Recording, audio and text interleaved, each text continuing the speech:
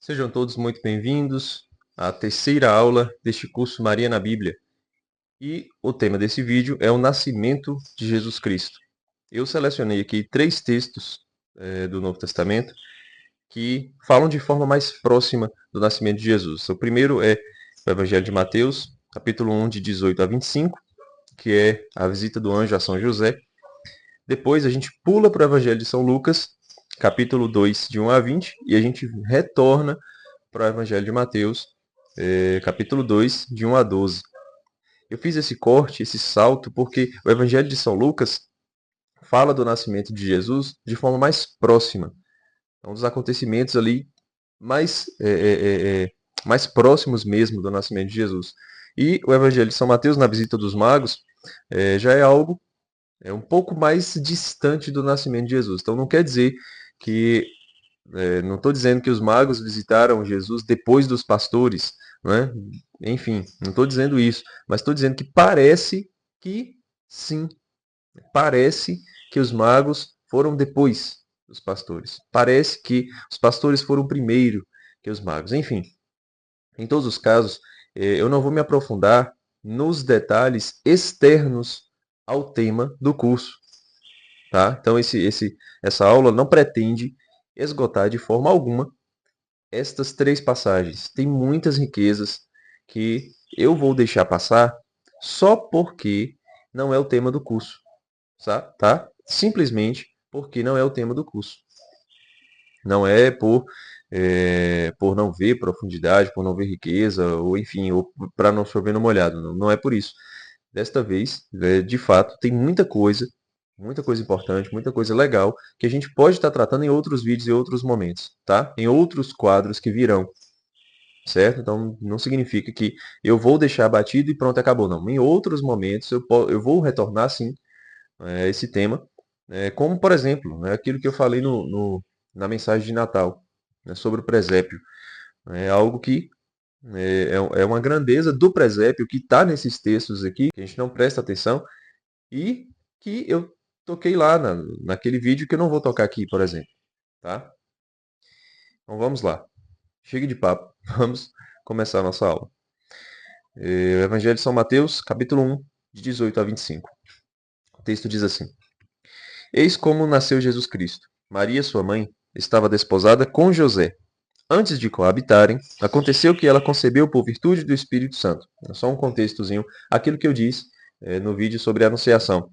Maria já estava desposada com José, então já era casada com José, mas ainda não moravam juntos, né? Antes de coabitarem, antes de morarem juntos, Maria recebeu a visita do anjo e concebeu por virtude do Espírito Santo.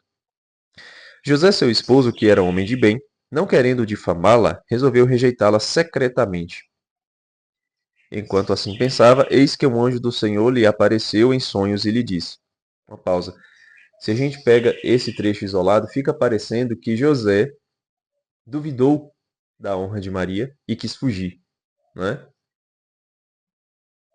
Ele era homem de bem e não queria difamar Maria, né? Ele, poxa, né? Que isso aconteceu, mas eu não quero difamá-la porque eu sou homem de bem. Então, fica parecendo isso. Mas o que o anjo diz? José, filho de Davi, não temas receber Maria por esposa, pois o que ela, pois o que nela foi concebido vem do Espírito Santo. Depois que eu preparei essa aula, eu vi que a tradução deste versículo aqui na Ave Maria, ela não está muito boa, certo?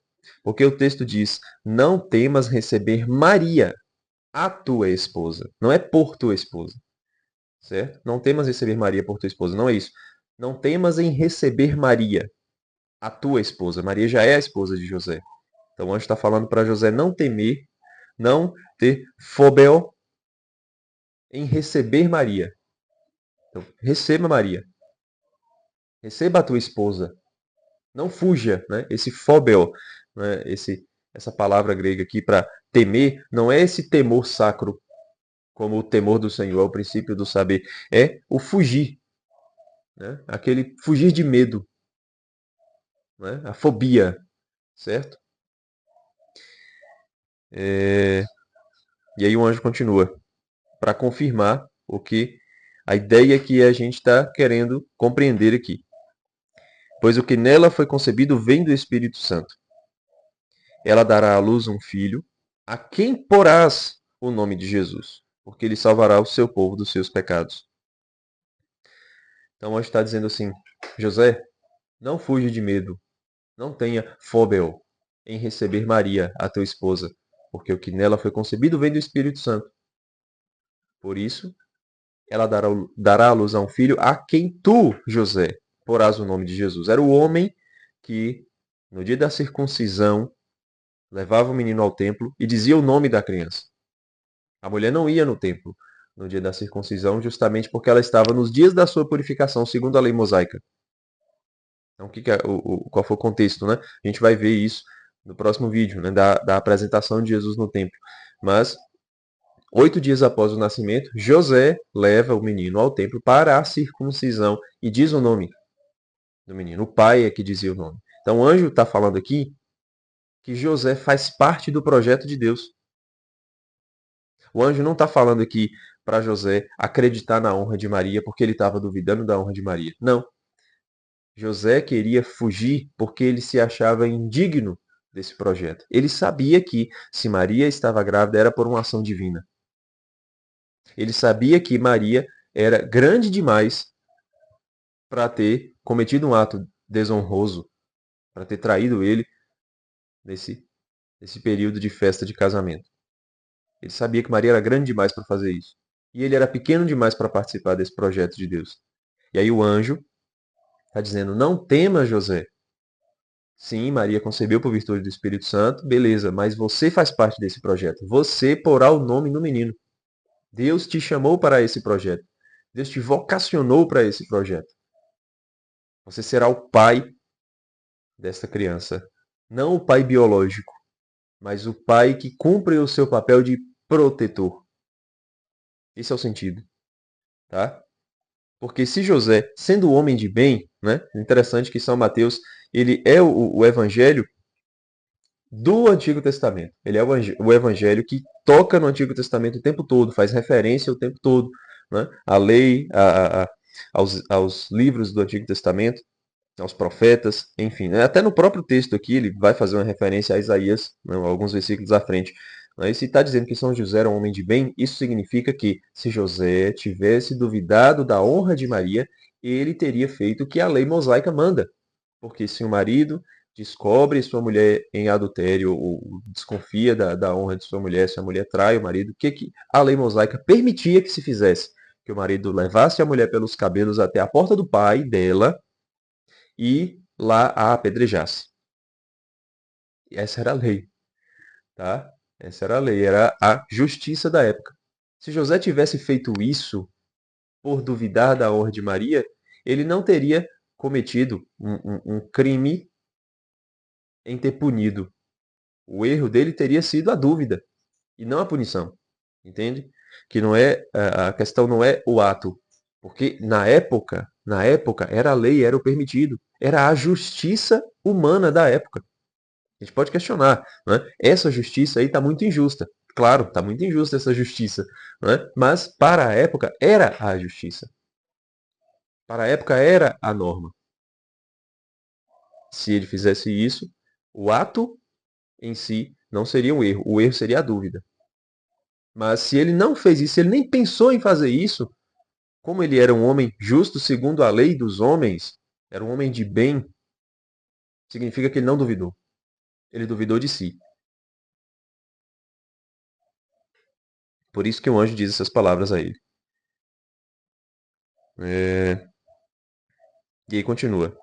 Tudo isso aconteceu para que se cumprisse o que o Senhor falou pelo profeta. Eis que uma virgem conceberá e dará à luz um filho, que se chamará Emanuel, que significa Deus conosco. Aqui a referência a Isaías. Despertando, José fez como o anjo do Senhor lhe havia mandado e recebeu em sua casa sua esposa. E sem que ele a tivesse conhecido, ela deu à luz seu filho, que recebeu o nome de Jesus. Sem que ele a tivesse conhecido, quer dizer, né, o conhecer na Sagrada Escritura é ter relações sexuais. Então, não conheceu os segredos um do outro. Tá? Eles não se conheceram nunca. E aqui a gente passa para o Evangelho de São Lucas, capítulo 2, de 1 a 20. É o nascimento de Jesus. E a visita dos pastores. Naqueles tempos, apareceu um decreto de César Augusto ordenando o recenseamento de toda a terra. Esse recenseamento foi feito antes do governo de Quirino na Síria, só contexto histórico para a gente entender, né? Todos iam alistar-se, cada um da sua cidade.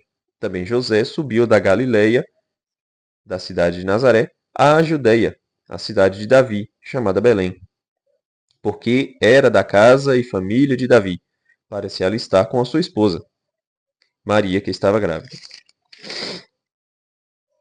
Estando eles ali, completaram-se os dias dela, e deu à luz seu filho primogênito, e envolvendo-o em faixas, reclinou-o num presépio, porque não havia lugar para eles na hospedaria.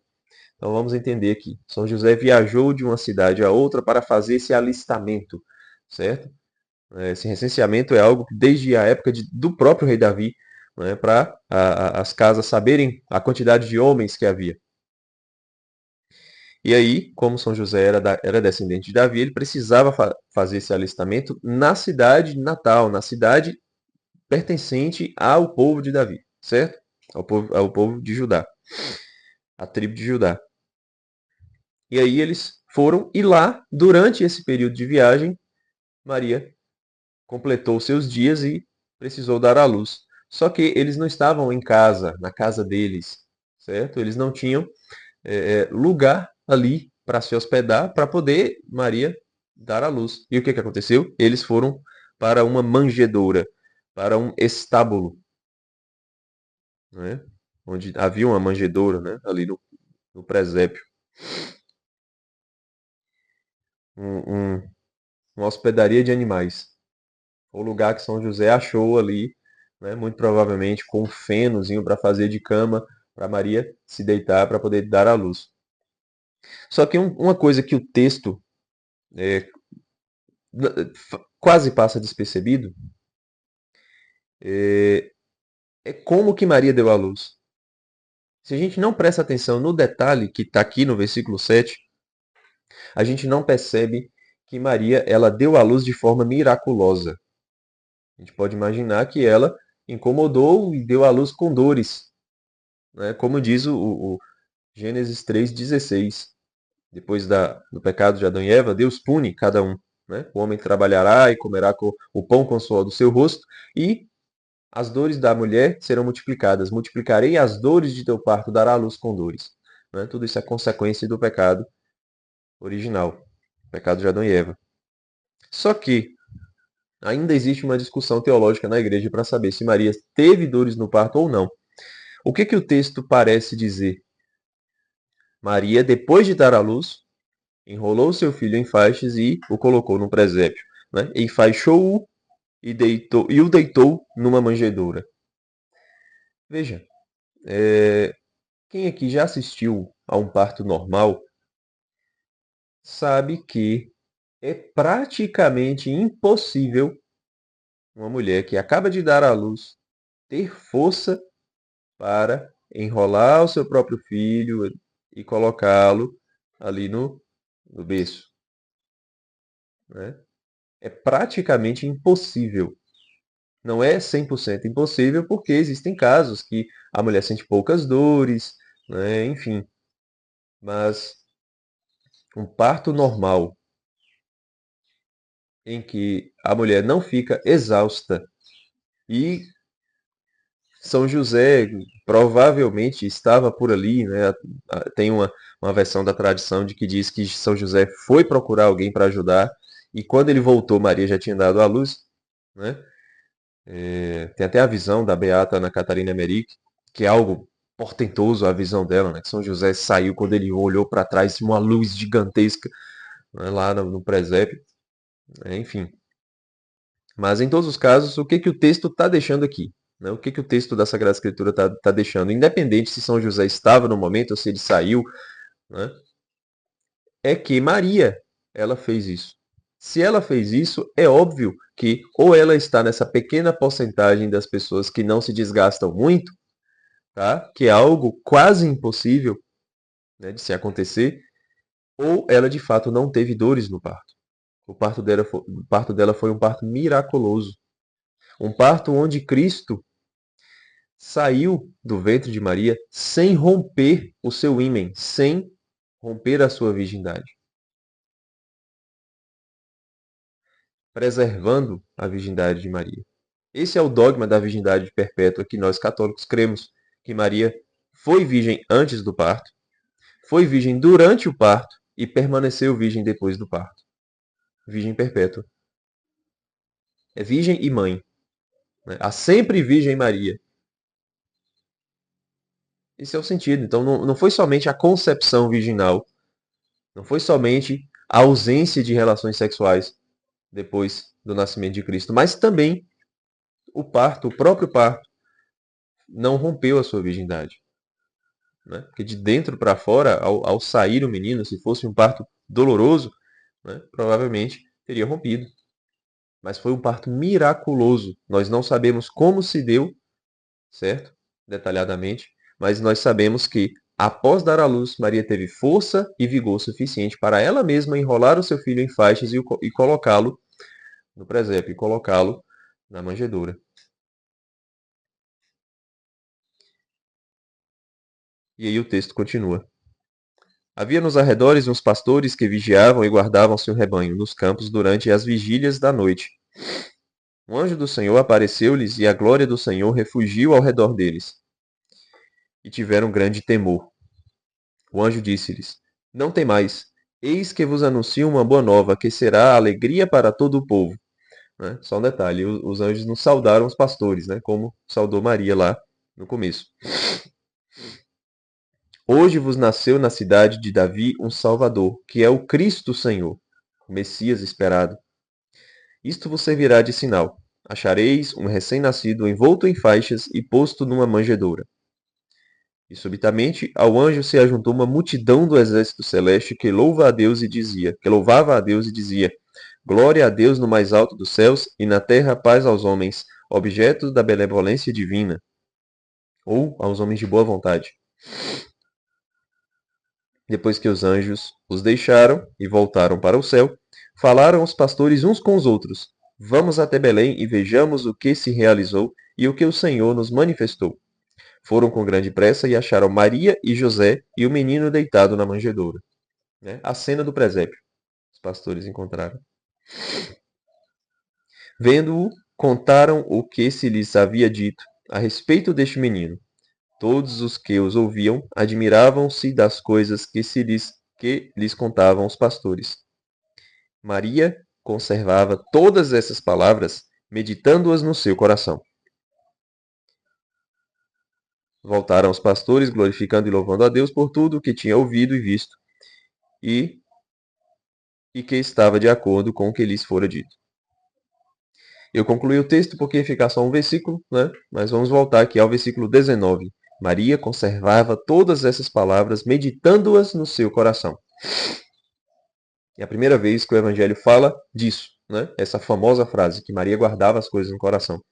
Né? Lá na frente vai se repetir. Só que essa é a primeira. E esta é a mais completa. Esta diz tudo que Maria está fazendo. Maria não somente conservava essas coisas no coração. Veja o que o texto grego diz. Maria sintéreo guardava. Esse sintéreo é preservar, certo? É preservar. Então não é só pegar e jogar no depósito. Ela preserva. Ela coloca lá, limpa, deixa no lugar de destaque, certo? Não permita que ninguém derrube nem quebre. Ela preserva essas coisas, certo? Uma coisa é guardar simplesmente, outra é preservar, certo? Conservar. Ela conservava, ela preservava, ela cuidava. Então, ela colocou na sua memória e ela voltava a essa memória constantemente. Todas essas palavras, essas rema, a gente já viu isso, né? Na primeira aula, né? Esse rema é a palavra falada. Então, ela Guardava tudo aquilo que ela ouviu dos pastores. Os pastores contaram que viram os anjos, né, que os anjos cantaram a glória de Deus, que falaram que nasceu o Messias. Então ela guardou essas palavras faladas, esses rema, meditando-as no coração, né? Esse meditar, quando eu olhei o grego, eu tomei um susto. É simbalon.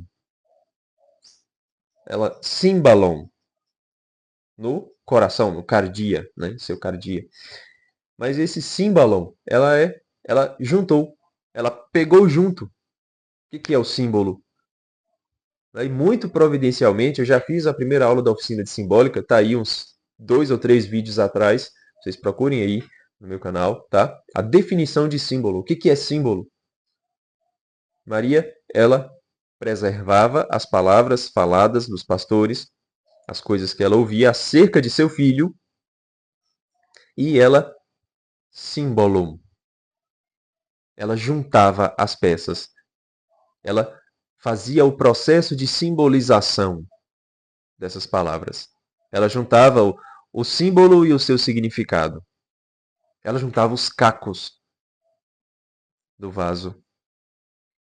Ela fazia esse processo de simbolização no seu coração, em seu cardia. Coração, na Sagrada Escritura, é o centro vital do indivíduo. Não é só o centro de vida do corpo, mas é o centro vital. Coração é alma. Coração é alma. É o mais profundo ser do indivíduo. Maria fazia o processo de simbolização no mais íntimo do seu ser. Maria, ela meditava. Maria juntava as peças, ela guardava junto, ela pegava junto todas as coisas que se referiam a Jesus Cristo, a seu filho, e fazia esse processo de simbolização preservando as palavras. Gente, isso aqui é de uma beleza, é de uma beleza gigantesca. Quando eu vi isso daqui, preparando a aula para vocês, eu fiquei maravilhado com esse negócio. Eu já achava bonito. É claro que é bonito demais. Né? Maria guardava as coisas no coração, meditava as coisas no coração. Beleza. Mas quando a gente vai para o original grego, a profundidade do significado das palavras torna o texto ainda mais magnífico. Maria quietinha, né? sem fazer estardalhaço, ela fazia esse processo de simbolização no mais profundo do seu ser, preservando as palavras. Ela não profanava as palavras. Isso é que é interessante. Ela não profanava as palavras. Ela não colocava suas ideias nas palavras. A única parte dela era o processo de juntar as peças. De juntar as peças. Mas ela guardava tudo. Ela tinha uma memória maravilhosa, uma memória esplendorosa, né? Porque ela preservava as palavras que ela ouvia e meditava, fazia o processo de simbolização para compreender a grandeza de Jesus Cristo. Para compreender cada vez mais. Então, Maria, ela é mais do que um exemplo. Ela é mais do que um exemplo daquilo que nós devemos fazer, desse processo de simbolização que nós devemos fazer com o texto da Sagrada Escritura, preservando as palavras, certo? Sem profanar as palavras, sem deturpar as palavras, sem fazer o telefone sem fio, né? Que a gente escuta uma coisa e fala outra, né? Tem que preservar, sem fazer esse processo de telefone sem fio, preservando a originalidade do texto, preservando, né, a autenticidade daquilo que nos é falado, daquilo que foi revelado. E aí a gente vai fazer esse processo de simbolização no mais íntimo do nosso ser, com todo o nosso ser, com todas as nossas energias, certo? Para compreender as verdades reveladas. Foi isso que Maria fez.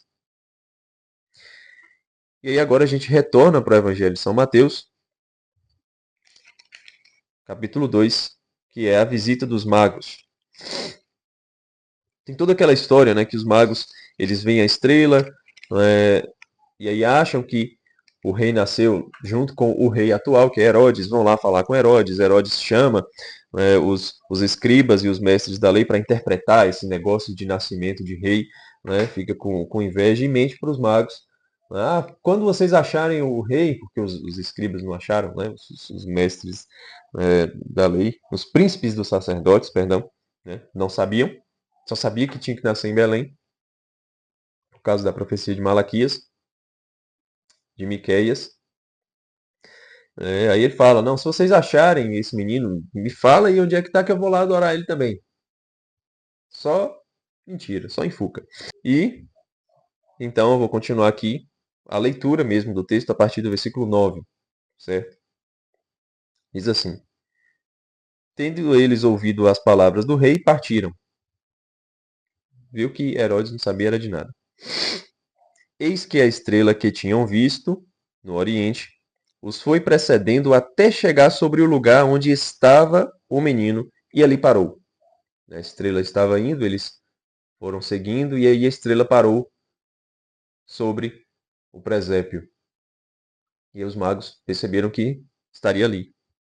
A aparição daquela estrela os encheu de profunda alegria. Vejam, os magos, de forma muito breve, o que eles eram? Esses magos provavelmente eram astrólogos, provavelmente eram da seita de Zoroastro, certo? Não sabemos exatamente quem eles eram, né? Tanto que os nomes dos magos não estão no texto canônico da Sagrada Escritura, estão nos apócrifos, né? Que é Belchior, Baltazar e Gaspar. Esses nomes também, para saber se eram três, né? Se está nos apócrifos, a gente não sabe, né? Se eram somente esses três, né? Se eram esses três exatamente, né? Com esses nomes, enfim. A tradição da igreja apropriou-se desses nomes que estão nos livros apócrifos, tá? Mas não é o que está no texto canônico da Sagrada Escritura, que está nos evangelhos canônicos. E então a gente não sabe ao certo de onde eles eram, quem eles eram, o que eles faziam da vida. Por magos, a gente subentende, e magos do Oriente, a gente subentende que provavelmente eram sábios orientais, astrônomos ou astrólogos, ou zoroastristas, digamos assim. Em todos os casos, eram indivíduos inteligentes, eram indivíduos que conheciam a natureza, eram indivíduos que procuravam compreender o significado profundo das coisas que eles viam e viram no céu o sinal do nascimento de um rei. E não era um rei qualquer, porque a postura deles diante do menino, quando eles chegam, mostra que eles vieram adorar uma divindade, certo? Eles vieram adorar uma divindade. E essa estrela, a aparição dessa estrela, os encheu de profunda alegria. Veja, eles só viram a estrela e ficaram extremamente alegres. Essa alegria, esse preenchimento de alegria dos magos, já mostra que eles estavam quase satisfeitos. Estavam quase com esse shalom. Né? Estavam com uma profunda alegria. Só com a estrela. Só com a estrela. Imagine só o que acontecerá com esses magos quando eles entrarem no presépio. Entrando na casa, acharam um menino com Maria, sua mãe. Diferente dos pastores. Né? Os pastores acharam Maria, José e o menino deitado na manjedoura. Aqui, os magos encontram o Jesus no colo de Maria. Tá? Não se sabe se Maria só estava colocando ele para dormir, não sabe se estava colocando ele para arrotar depois da mamada, ou se ela estava dando de mamar. Sabe-se que Jesus estava no colo de Maria nesse momento. Acharam o menino com Maria, sua mãe. Prostrando-se diante dele, o adoraram. Qual foi a postura dos magos? De adoração. Eles se curvaram em adoração. Eles adoraram Jesus. Eles adoraram porque eles reconheceram no menino uma divindade. E veja, a postura dos magos não foi a postura de quem chegou e disse: moça, eu sei que a senhora é a mãe, mas coloca ele na manjedoura para eu adorar só ele, tá? Para eu não correr o risco de cometer uma idolatria aqui, me ajoelhando para adorar o menino no seu colo, sabe? Fica assim uma coisa assim, eu não quero fazer uma idolatria aqui, tá? Então não vou prostrar diante da senhora, é do menino, viu? A senhora me desculpa, mas é o que manda aqui meu senso, tá? Não aconteceu isso. Os magos não tiveram medo de se prostrar diante do menino com a sua mãe. Eles adoraram o menino sentado no trono, Qual é o trono de Cristo? O colo da sua mãe. Cristo é rei porque ele tem um trono. O que é um rei sem um trono? Tá? E se não fosse esse trono, se não fosse a Virgem Maria que desse o seu seio, o seu ventre, o seu aconchego, como Cristo seria rei? Tá, Cristo é rei por natureza, ele é Deus, tá? Mas como ele seria rei enquanto carne, enquanto humano? Como que o verbo se faria carne, tá? Esse é o questionamento que nós devemos fazer. Não por necessidade estrita. Deus não precisava de Maria para fazer nada do que fez, mas ele quis precisar, ele quis se servir de Maria, da liberdade de Maria. E os magos mostram isso para a gente, quando eles se prostram em adoração ao menino no colo de sua mãe, venerando o rei no seu trono, venerando o trono do rei. O trono do rei. Eles não tiveram medo. E isso serve para a gente, né? Para que a gente, ao encontrar Jesus sentado no seu trono, o menino pequenino, recém-nascido, que já é Deus, que recebeu os presentes dos magos, né? Ele ainda continua aqui o texto. Depois, abrindo seus tesouros, ofereceram-lhe como presentes ouro, incenso e mirra. Né? Avisados em sonhos de não tornarem a Herodes, voltaram para sua terra por outro caminho.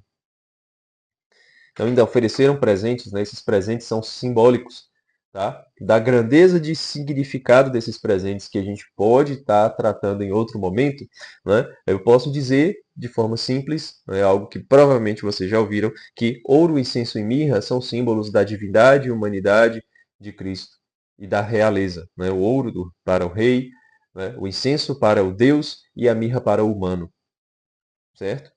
Mas claro, né? Posso me aprofundar nisso depois. Então, a postura dos magos serve de exemplo para nós, que possamos adorar o menino que se fez carne, mesmo que ele esteja sentado no trono. Não possamos venerar o trono do rei. Nós podemos sim venerar o trono do rei, que é Maria, a sua mãe. A sua mãe que conservava, preservava, cuidava de tudo que ouvia acerca de seu filho e fazia esse processo de pegar junto, essa meditação, essa simbolização, no mais profundo do seu ser, no seu cardia, no seu coração.